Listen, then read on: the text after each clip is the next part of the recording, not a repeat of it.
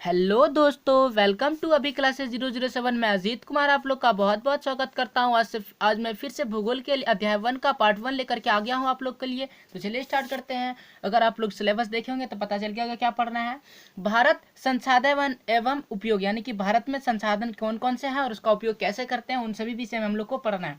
अगर संसाधन पहला क्वेश्चन दिखा जाए तो पर्यावरण में उपस्थित सभी वस्तुएं जो हमारी जरूरत को पूरा कर सकता है उसे हम क्या कर सकते हैं, संसाधन कहते हैं। परंतु इसमें कुछ कारण है, कुछ कह सकते हैं लॉजिक है। क्या क्या है कि जिसको बनाने के लिए हमारे पास प्रौद्योगिकी यानी कि फैक्ट्री उपलब्ध हो, ठीक है। दूसरा है कि जो आर्थिक रूप से संभव्य हो, और तीसरा है सांस्कृतिक रूप से मान्य हो। इसे समझने के लिए हम लोग एक उदाहरण पर ध्यान देते हैं कि माना कि आपके शहर या गांव में एक मंदिर के नीचे तेल का भंडार मिला, ठीक है ना।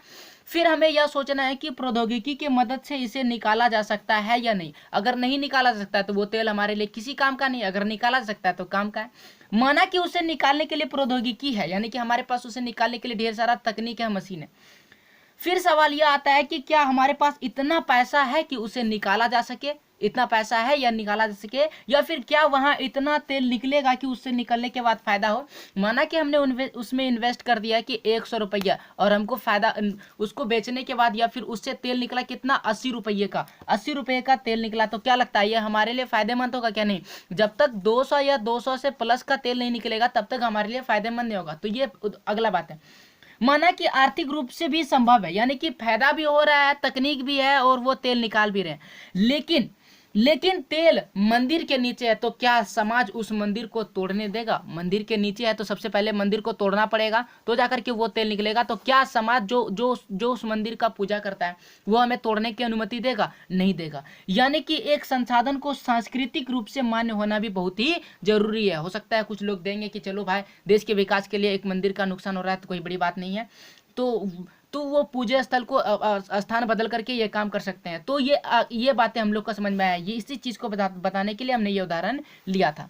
अगला आता है, अगर इससे निकले तेल को तेल संशोधनालय, यानी कि जहां पर तेल को संशोधन किया जाता है, ले जाया जाएगा, वहां उसे शुद्ध तेल फैक्ट्रियां, यानी कि शुद्ध तेल बनाया जाएगा, जैसे पेट्रोलियम तेल आदि रूप में बदल दिया जाएगा या फिर बनाया जाएगा। तो इन सभी चीजों से हम लोग को क्या समझ में आता है?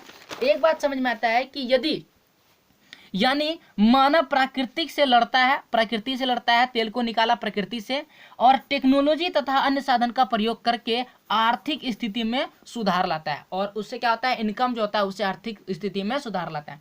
तो सवाल आता है कि सभी संसाधन प्राकृतिक द्वारा मुफ्त में प्राप्त होते हैं? क्या सभी संसाधन प्रकृति द्वारा मुफ्त में प्राप्त होते हैं या नहीं होते हैं? इस सवाल का जवाब आपको खुद से देना है, ठीक है ना। और कमेंट्स में जरूर लिखिएगा कि क्या सभी संसाधन प्रकृति द्वारा प्राप्त होते हैं, और उसके विषय में जरूर लिखिएगा कि वैसे कौन कौन से संसाधन जो प्रकृति द्वारा प्राप्त होते हैं। कुछ एग्जाम्पल भी इस अध्याय में मुख्यतः निम्न बिंदुओं पर हम लोग चर्चा करेंगे। कौन कौन से? पहले संसाधन के प्रकार, कैसे कौन कौन से प्रकार होते हैं। फिर संसाधनों का विकास कैसे होगा। फिर संसाधन नियोजन, फिर भू संसाधन के विषय में, फिर मृदा अपरदन के विषय में। तो चलिए सबसे पहले पॉइंट की ओर बढ़ते हैं, और वो है संसाधन के प्रकार। अगर संसाधन के प्रकार के विषय में जाए तो संसाधन के 4 मुख्य आधारों में वर्गीकृत किया सकता है। जैसे कि सबसे पहला है उत्पत्ति के आधार पर, दूसरा है साम्यता के आधार पर, और तीसरा है स्वामित्व के आधार पर, और चौथा है विकास के स्तर के आधार पर, ठीक है ना। वैसे संसाधन अगर पूछा जाता है मुख्यतः 2 प्रकार का होता है। पहला होता है प्राकृतिक और दूसरा है मानव निर्मित। तो वो एकदम मुख्य बातें हैं, बेसिक है, वो हमको पता है कि आप लोग 7वीं 8वीं 9वीं में पढ़ चुके हैं, इसलिए उसको नहीं लिए हैं। आगे देखते हैं। सबसे पहला पॉइंट जो है वो है उत्पत्ति के आधार पर। इसकी बात करते हैं तो उत्पत्ति के आधार पर है दो तरह का। पहला होता है जैव और दूसरा होता है अजैव। वैसे संसाधन जिसमें जीव होता है, जो जीव मंडल से प्राप्त होता है, यानी कि सजीव, वैसे संसाधन को क्या कहते हैं? जैव संसाधन कहते हैं। और दूसरा अगर लेते हैं तो वैसे संसाधन जो निर्जीव होते हैं उसको हम लोग क्या कहते हैं? अजैव संसाधन कहते हैं। तो जैव यानी कि प्रकृति पर पेड़ पौधे और कह सकते हैं जानवर जितने भी है सब में सजीव है, वो सारे सजीव संसाधन है। फिर अगर अजैव की बात करें, पत्थर, हवा, पानी, ये सारे निर्जीव है, तो ये किस में आ जाएंगे? अजैव संसाधन में आ जाएंगे। आगे हम लोग देखते हैं। आगे अगर बात करें तो आगे आता है साम्यता के आधार पर संसाधन। साम्यता के आधार पर कैसे? देखिए, ये साम्यता शब्द जो है ना, जो समाप्त से बना है। तो समाप्त 2 तरह का होता है। पहला समाप्त होता है जो समाप्त हो जाएगा, और दूसरा होता है जो कभी समाप्त नहीं होगा। समाप्त से 2 शब्द सामने आता है, तो उस आधार पर इसको 2 तरह में बांटा गया, नवीकरणीय योग और दूसरा है अनवीकरणीय योग। तो नवीकरणीय योग वैसे संसाधन जो एक बार समाप्त होने के बाद पुनः प्राप्त किया जा सकता है। देखिए ऐसा नहीं कि संसाधन समाप्त नहीं होगा, समाप्त होगा लेकिन उसको फिर से प्राप्त किया जा सकता है, चाहे वो भौतिक द्वारा, रासायनिक या यांत्रिक किसी भी प्रक्रिया द्वारा हम उसे फिर से प्राप्त कर सकते हैं। उसे हम लोग क्या कहते हैं, वो नवीकरणीय योग संसाधन। देखिए नवीकरण यानी कि नया किया जा सके, उसको हम लोग क्या कहेंगे, नवीकरण। जैसे एग्जांपल में लेते हैं पवन ऊर्जा, सौर ऊर्जा, जल, वन, वन्य जीव इत्यादि, ये सबको फिर से बनाया जा सकता है।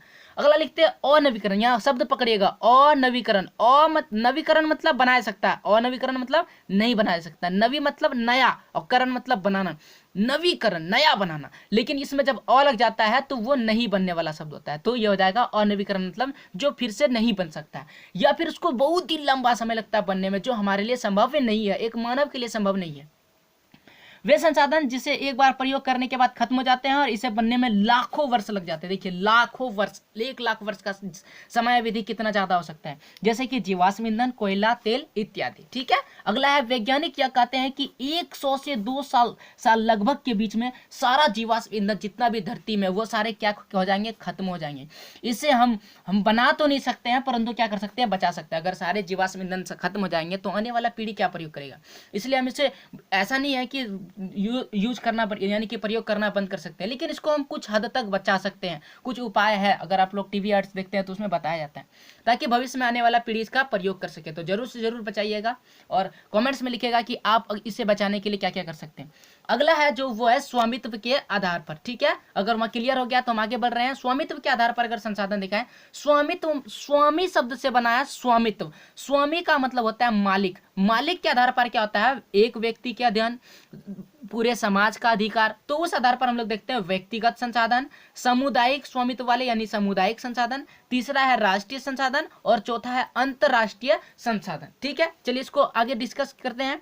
व्यक्तिगत संसाधन की बात करें तो वैसे संसाधन जो निजी व्यक्तियों के स्वामित्व में होते हैं, जैसे कि मेरे पास एक साइकिल है, ये साइकिल किसका है, मेरा है, इस पर केवल मेरा अधिकार है। इस ऐसे संसाधन को हम लोग कहते हैं व्यक्तिगत संसाधन। अगला है सामुदायिक संसाधन। वे संसाधन जो किसी खास समुदाय के लिए होते हैं या इसका स्वामित्व एक समुदाय करता है या फिर इसका स्वामित्व कौन करता है, एक समुदाय करता है, तो वैसे संसाधन को क्या कहते हैं हम लोग, सामुदायिक संसाधन। जैसे कि सार्वजनिक पार्क एक व्यक्ति का होता है क्या, नहीं, अगर वो एक व्यक्ति के अधीन में होता है तो वो उसको 10 आदमी वहां पर जा सकता है। देखिए कोई प्राइवेट पार्क होता है जो एक व्यक्ति का मालिक होता है, लेकिन उस पर हम लोग 10 आदमी जा सकते हैं। अस्पताल एक ऐसा स्थान है, देखिए ये राष्ट्रीय संसाधन है, लेकिन इसको हम लोग सामुदायिक संसाधन में लेते हैं क्योंकि इसमें सबको 10 आदमी जा सकता है, तो इसलिए हम लोग क्या लेंगे, इसे सामुदायिक संसाधन और इत्यादि, और भी ढेर सारे हैं।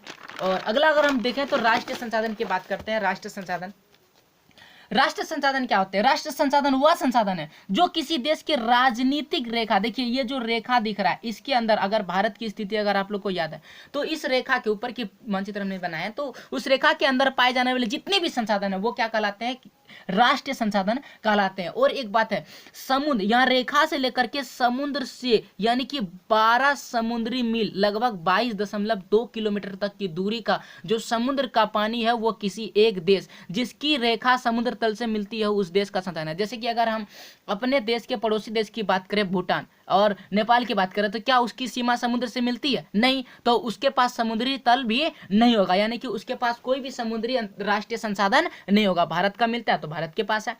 और अगला देखते हैं, ये दूसरी चीज के लिए अगला है, इस आधार पर हम कह सकते हैं कि व्यक्तिगत संसाधन और सामुदायिक संसाधन दोनों एक देश के अंदर, देखिए व्यक्तिगत संसाधन और सामुदायिक संसाधन दोनों कहां पर पाए जाते हैं, देश के अंदर पाए जाते हैं, तो वो भी एक राष्ट्रीय संसाधन है और सरकार जनता के हित के लिए कभी भी इसका प्रयोग कर सकती है। यानी कि जैसे कि उदाहरण के लिए अगर एक बार रेलवे बना था आगरा से नोएडा तक, यानी कि एक रास्ता बना था, तो उस रास्ते में किसानों की ढेर सारी जमीन खरीद लिया गया था। ठीक है, क्योंकि ये कानूनी रूप से वैध है। अगर आपके घर के पास से भी रेलवे क्रॉस करता है तो वो जमीन आपको छोड़ना पड़ेगा, क्योंकि ये सामुदायिक हित के लिए छोड़ना ही पड़ता है। ठीक है, अगला है अंतरराष्ट्रीय संसाधन। अंतरराष्ट्रीय संसाधन क्या होता है, कहता है कि तट रेखा से 200 समुद्री मील तक की दूरी खुले महासागर पर किसी का अधिकार नहीं है। इन संसाधनों को अंतरराष्ट्रीय संसाधन संस्थाओं की सहमति के बिना उपयोग नहीं किया जा सकता है। अगर वहां पर कोई ऐसा संसाधन है जो किसी देश को अमीर बना सकता है तो वह इस संसाधन का संयुक्त राष्ट्र संघ से अनुमति लेकर के निकाला जा सकता है,